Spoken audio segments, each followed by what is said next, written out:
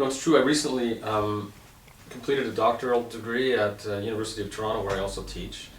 It was something that I wanted to do for a very long time, but I was never able to find the right conditions to do it in. I really didn't feel comfortable with having to do a residency, in some other place, because I already had, of course, established a pretty good teaching position at the university there, and have family in the area and stuff.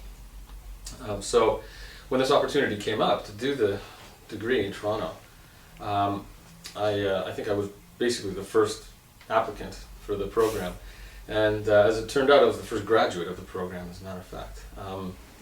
It's a 4-year program, and I did it in a really kind of compressed way. I mean, it was very rigorous, but I just kind of worked myself silly and got it done as quickly as I could, and graduated in June of last year, 2010. So it's kind of a chapter of my life that I can now sort of close. It feels like I've kind of filled a hole that I've always did wanted to fill, not just for work reasons, but for, I kind of like to study. I do like to understand things and to study music in depth, and I like research, and I like reading books, so that's why I did it. Plus I had a number of projects that I wanted to complete, but I knew I never would complete them, just because of the business of day-to-day life of playing and teaching and learning new music and so forth. So what I did was I kind of incorporated those projects into the degree and into my studying. And I guess a couple of things have come out of that. One of them is a series of all 6 Bach cello suites, which will be, 3 of them are already published on Clear Note. Another 3 will be published shortly. That's something I always wanted to do, because I had some specific ideas about those pieces, and it's a great opportunity for me to have a say on them. Everyone wants to have a say on them, so I've had my chance.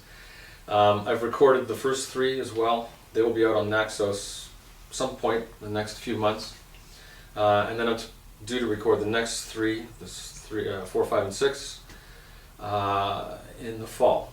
So that's one thing that came out of it. Another was my most recent book on fretboard harmony, common practice harmony on the guitar. And this was something that came about really many years ago. The inception was probably a solid 10 years ago, if not more. And I was required to teach a course in fretboard harmony. And so I started to look around at that time to find a textbook, because my goal was to find a textbook and teach the course out of that textbook, because that would have been the simplest thing to do. But I didn't find anything that was adequate. I spoke to a number of colleagues at the time, and they found sort of a similar situation where they were cobbling together things from various texts that existed and making a lot of things up themselves. So, without knowing where it was really going, I sat down at that point and kind of created a workbook of 150 exercises or something. Tried to make it progressive, based it on harmony methods that had already existed for keyboard, so keyboard harmony methods, and on other things. So I had this book, and I'd been using this workbook, sort of a Surlocks bound workbook, for many years, and I decided that I would make my thesis out of it. Now, in the process of going through that sort of rigor of the doctoral thesis and the preparation and the major field studies and so forth, it changed almost 100%. I mean, it really kind of ended up being a very different book. But it was the final chapter in my doctoral thesis. So I had a couple chapters of more purely academic stuff, kind of written things, that were, historical perspective on harmony on the guitar, and then a more formal survey of keyboard harmony texts and other theory texts to try to find out, the order of presentation of materials, and to see if there was some kind of consensus on that stuff.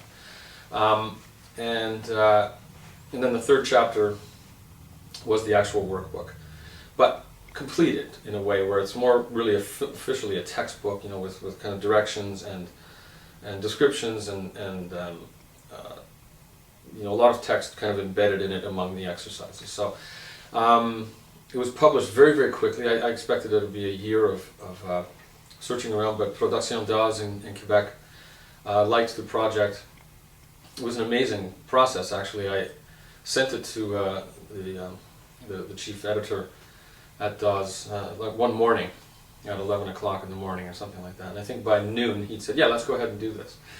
And so it was very, very exciting. And then, right after finishing my thesis, this basically happened. And so the publishing process where, there are a number of modifications that need to be made and so forth was undertaken at that point. And then the book was published. Before I knew it, it was there on my doorstep. And it was a very, very beautiful production that they made of it. And I'm very, very pleased with it. I've sent it around to as many colleagues as have requested it and that I could think of. And the response has been very good here at Eastman. I think it's being used in a number of other important schools across the United States and Canada. So I'm very excited about that. The other thing that came about that has sort of affected my most current activities is I had never really done a very in-depth study of music sort of before 1800 on the guitar. I knew that there was a lot of good repertoire to be mined there, but the whole mystery of the Baroque guitar was still in place for me. And through studying the historical perspective of harmony on the guitar, I became much more immersed in Baroque guitar literature, Baroque guitar practice, the organology of the instrument and so forth.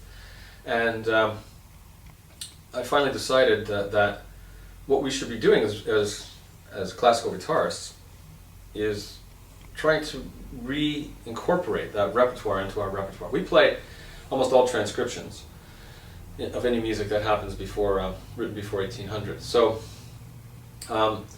in a way it seems a shame that we're not using that repertoire that already kind of exists. The problem, of course, is that if you have a modern guitar, you really can't play that repertoire on a modern guitar.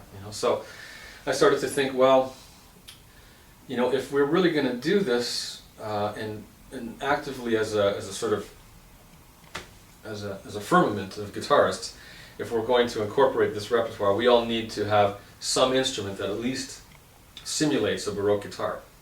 So I thought, well, I'll make everyone, all of my students, for example, kind of buy an old guitar and retrofit it with 5 strings and sort of, do the re-entrant tuning and all that sort of stuff. And then maybe I can convince people that we should play this repertoire. But even that is sort of not really the point, We all need to have a Baroque guitar. So I thought, well, if I'm going to be telling everyone this, I'd better sort of go ahead and do that myself. So I commissioned a Baroque guitar from a fantastic maker, Jack Sanders, in Los Angeles. And I've been learning to play the guitar, the Baroque guitar. And it's a very, very exciting thing for me because, it's another avenue of learning, another avenue of exploration. It just goes to prove that you can almost never get to the end point with this learning process with the guitar. So I've been playing a suite by Corbetta, which I will play in this festival here today. And actually taking some guitar lessons on how to play the instrument from an excellent Baroque guitarist in Toronto where I work. It's another thing that's kind of come about all from the initial impetus to do this degree program. So that's kind of where I am at this point.